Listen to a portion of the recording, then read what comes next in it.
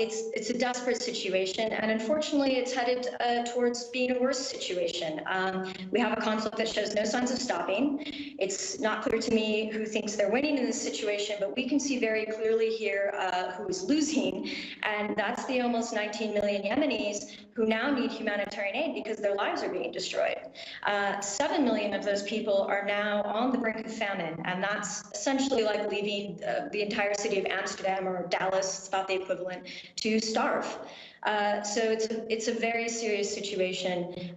We have an economy that's basically slowly and painfully collapsing under the burden of inflation, destruction of livelihoods, lack of payment of salaries, and we're just watching this happen in slow motion. So we can't point to an exact moment when we can say, you know, this is going to tip into famine, but it's closing in every day, and it's already here for a lot of people, unfortunately.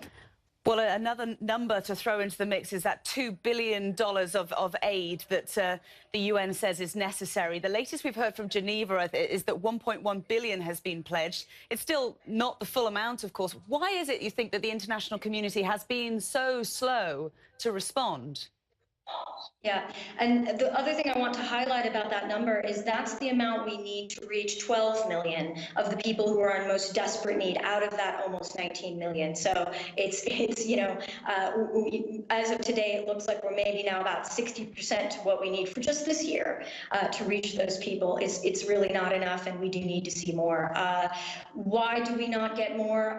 It's a very good question, question to which certainly the people here working here and the people suffering here would like an answer, but this situation unfortunately does not get the visibility of some other situations, including those that push refugees towards the West, but it's no less severe for the lack of attention, and let's hope that that attention brings not only that there is more attention, and that gets us not only the assistance we need to deliver, but the focus on finding a solution, because people are going to continue to suffer. We're going to need increasing amounts of aid to try to just pull people back from the brink of losing their lives, unless we actually get a political solution. So this meeting was good. It's good to see some money being pledged. We need to see it disbursed because we need the cash to actually deliver, and we need to see that the next international meeting of this level on this country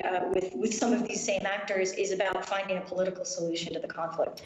Is there an end to the conflict in Yemen in sight, or are all of the efforts now on a short-term relief, you know, just trying to stave off hunger and famine? Is there any long-term plan to resolve this crisis and rebuild this country?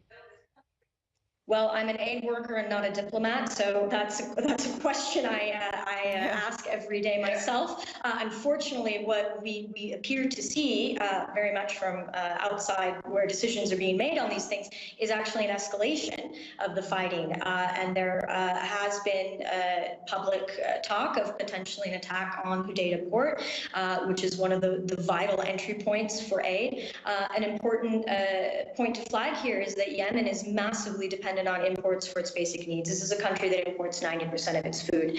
So, you know, any kind of escalation of the conflict that cuts any further into the entry points into this country, sea, air, land, and particularly one as large as Hodeida, you know, just has a huge and devastating effect. So I wish we were going the other direction, but it's looking rather bleak at the moment unless some better decisions are made.